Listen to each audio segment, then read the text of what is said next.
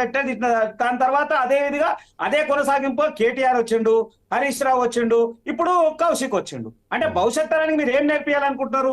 తిట్లు వస్తేనే రాజకీయాల్లో మీరు పనికిస్తారు, ఛాలెంజ్లు చేస్తేనే పనికిస్తారు, తొడలు కొడితేనే పనికిస్తారు అనేటువంటి భావన పూర్తిగా ప్రజలు ఇదైతా ఉంది.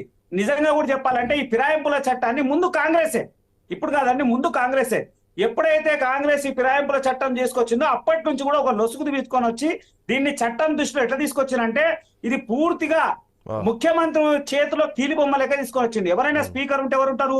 పార్టీకి సంబంధించిన వ్యక్తి స్పీకర్ ఉంటాడు. ఆ స్పీకర్ ఎవరు అంటే ముఖ్యమంత్రి ఎట్లా చెప్తారు తింటారు తప్ప ముఖ్యమంత్రిని పార్టీకి వ్యతిరేకంగా పోయేటువంటి దాఖలాలు లేవు. ఖచ్చితంగా ఎవరిని సస్పెండ్ చేయరు, ఆ విషయం జరగదు అనేటువంటి ఆలోచన మనందరికీ తెలుసు. అయితే ఈ ఫిరాయింపుల చట్టాన్ని కాంగ్రెస్ ఇప్పుడు కాదు, వైఎస్ రాజశేఖర రెడ్డి కూడా అట్లనే దాన్ని కొనసాగించిండు. దాని తర్వాత బీఆర్ఎస్ దాన్ని అసలు ఫిరాయింపుల చట్టాన్ని బీఆర్ఎస్ వాడుకున్నంత ఇంకెవరు వాడుకోలే, అంత వాడుకుంది. ఇవాళ చిట్ట చివరికి వచ్చే వరకు ఏమైంది? ప్రజల్ని మోసం చేస్తా ఉన్నారు. అక్కడున్న నియోజకవర్గంలోనే ఇక్కడ నియోజకవర్గ ప్రజలు ఏం కావాలి? తర్వాత ప్రాంతీయ భేదం తీసుకొని వచ్చి ఒకరి మీద ఒకరు వేదాభిప్రాయాలు తీసుకొని వచ్చేటువంటి అవసరం ఏముందో వీళ్ళిద్దరికి తెలియాలి. వీళ్ళిద్దరు ప్రజాప్రతినిధులకు లేరు, వీధి రౌడీలకు విధిస్తున్నారు. అది సరైనటువంటి పద్ధతి కాదు. లాండ్ ఆర్డర్ ప్రాబ్లం వస్తుంది, అనేకమైనటువంటి విషయాలండి, ఒకటి కాదు అనేకమైన విషయాల వరకు ఇబ్బందులు కలిగేటువంటి ప్రమాదం కనబడుతున్నా వీళ్ళు ఇష్టారీతిగా పనిచేస్తా ఉన్నారో తెలియదు.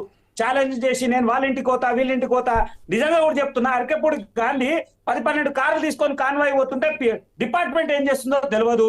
దాని తర్వాత హరీష్ రావు డైరెక్ట్ హరీష్ రావు కూడా కాన్వాయ్ తీసుకొని 7-10 కార్లు పోతుంటే ప్రభుత్వం ఏం చేస్తుందో తెలియదు. అన్ని అయిపోయిన తర్వాత ఇలా ప్రభుత్వం ఏంటంటే దూబూచిగా మాట్లాడుతా ఉంది. కాంగ్రెస్ ప్రభుత్వము చిత్తశుద్ధి ఉంటే ఆయన లాండ్ ఆర్డర్ ఆయన చేతిలో పెట్టుకున్నాడు. ముఖ్యమంత్రి హోంశాఖ ఉన్నటువంటి లాండ్ ఆర్డర్ ఆయన చేతి పెట్టుకొని ఏం చేస్తున్నాడు? మళ్ళా ఎక్కడ పోతా ఉంది, ఏమైతా ఉంది? నిజంగా చెప్తా ఉన్నా పెద్దగా ఏం జరగలే.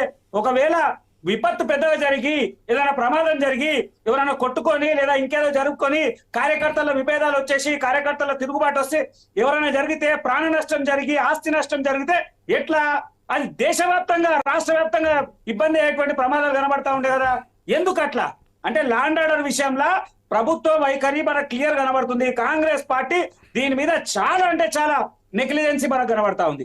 అట్లనే బీఆర్ఎస్ కూడా గత ప్రభుత్వం వాళ్ళు 10 సంవత్సరాలు పాలన చేశారు, కనీసం ఇంగిత జ్ఞానం ఉండాలి. హరీష్ రావు అసంటైనా కూడా ఇంగిత జ్ఞానం ఉండాలి. మళ్ళా ఏం చేయాలనేటువంటి ప్రయత్నం, చట్టాన్ని చేతుకు తీసుకోవాల్సిన అవసరం ఏముంది?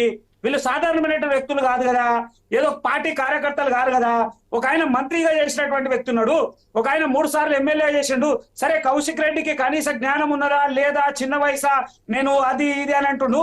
నేను అదంతా పక్కన పెడతాను. ఈ సీనియర్ నాయకులు ప్రజల్లో మంచి అభిప్రాయం ఉన్నటువంటి వీళ్ళు ఇలాంటి పనులు చేస్తుంటే ప్రజల్లో ఎక్కడ పోతా ఉంటది ఆలోచన? బీఆర్ఎస్ పార్టీ కాంగ్రెస్ పార్టీ రెండు కూడా ఇవాళ ప్రజల అటెన్షన్ గ్రాప్ చేయడానికి చిన్న పనులు చేస్తున్నారు తప్ప ఇందులో ఉపయోగపడేటువంటి అంశాలు ఏం లేవు.